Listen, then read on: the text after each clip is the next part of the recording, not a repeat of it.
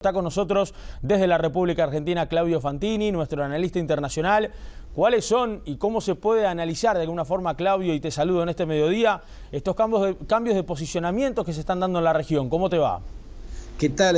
¿Cómo estás, Nicolás? Bueno, son cambios muy significativos. El pronunciamiento en el Frente Amplio, primero de Danilo Astori y luego de Daniel Martínez y José Mujica, son muy significativos. Hay quienes señalan que el gobierno de Uruguay debiera hacer lo mismo. Yo personalmente creo que no, porque el gobierno de Uruguay está cumpliendo un rol de mediador junto con Europa y con México, buscando una salida electoral. Entonces no corresponde que se pronuncie de un modo que pudiese entorpecer su rol. Lo que uno está viendo, Nicolás, es también, sumando lo que vos señalabas, esta no ida, esta no participación de Evo Morales en el foro de Sao Paulo.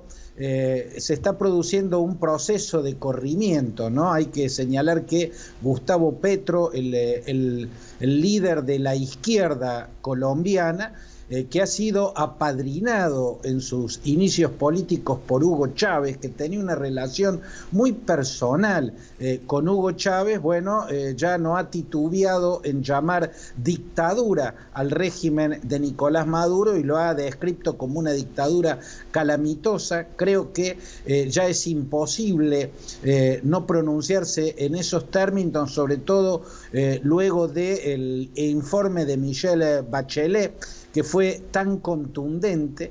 El prestigio de Michelle Bachelet, tanto como dirigente del Partido Socialista de Chile, también como funcionaria en su momento, ministra del presidente Ricardo Lagos, y luego como presidenta de Chile, a lo que hay que sumar que es la hija del general Alberto Bachelet, que murió en una sala de tortura y que ella misma y su madre, Ángela Geria, fueron torturadas en lo que se conocía como Villa Grimaldi, uno de los centros clandestinos de detención de la dictadura de Pinochet. Todo esto le da al pronunciamiento de Michelle Bachelet como alta comisionada de Naciones Unidas para los Derechos Humanos una inmensa credibilidad.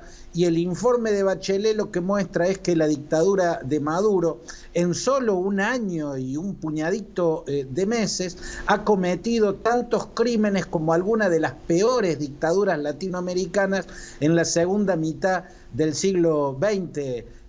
Nicolás, por eso ya a esta altura se notan mucho más los silencios, como el que todavía mantiene, por ejemplo, el kirchnerismo en la Argentina. Claro, Eva, eso mismo te iba a preguntar, ¿no? Hay algunos líderes políticos que igualmente por el momento no se han expresado.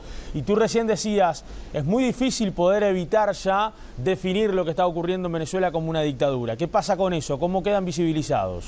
Totalmente. Mira, siempre en la historia hubo obnubilaciones ideológicas que obstruyeron el razonamiento y la más elemental de las objetividades. Hay que recordar que, por ejemplo, Pablo Neruda escribió la Oda a Stalin. O sea, escribió una oda a un genocida monstruoso. Hay que recordar, por ejemplo, que también por obstrucción ideológica, Jean-Paul Sartre, entre tantos otros, a pesar de su inmensa lucidez, tardó una eternidad en describir los crímenes monstruosos que cometía el totalitarismo en la Unión Soviética. Eso también se ve en la actualidad, pero en la actualidad ya respecto a la dictadura calamitosa de Nicolás Maduro, a ese régimen esperpéntico que está en manos de una casta militar, ya por razones ideológicas defenderlo o guardar silencio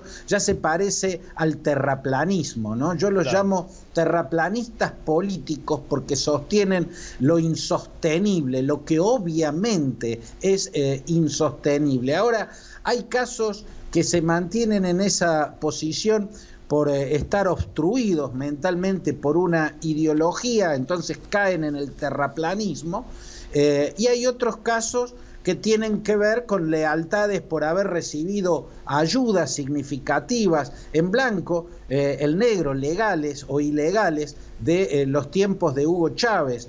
Hugo Chávez empezó a financiar con el petróleo de su país la construcción de su liderazgo a nivel regional.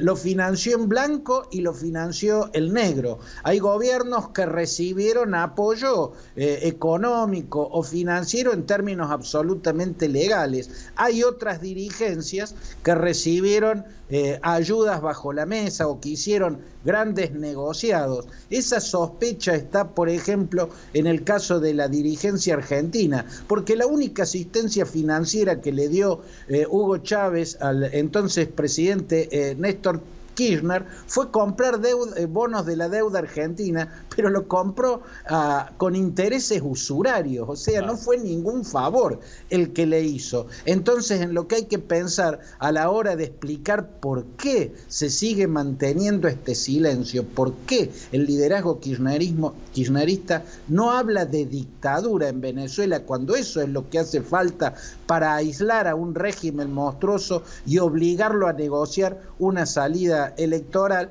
Bueno, hay que pensar en las valijas de Antonini Wilson. ¿Se acuerdan de aquel venezolano que entró en un vuelo oficial con funcionarios argentinos y funcionarios chavistas con un maletín lleno de dólares para colaborar en la campaña de Cristina Kirchner? Hay que pensar en eso, porque no hubo un Antonini Wilson, hubo miles de Antonini Wilson distribuyendo petrodólares el negro, ¿no? Y bueno, hubo fortunas que se edificaron y que ahora están siendo visibilizadas al mantener este silencio que deja a la vista una complicidad a esta altura, con tantas muertes y con las cárceles militares hinchadas de presos políticos, imperdonable.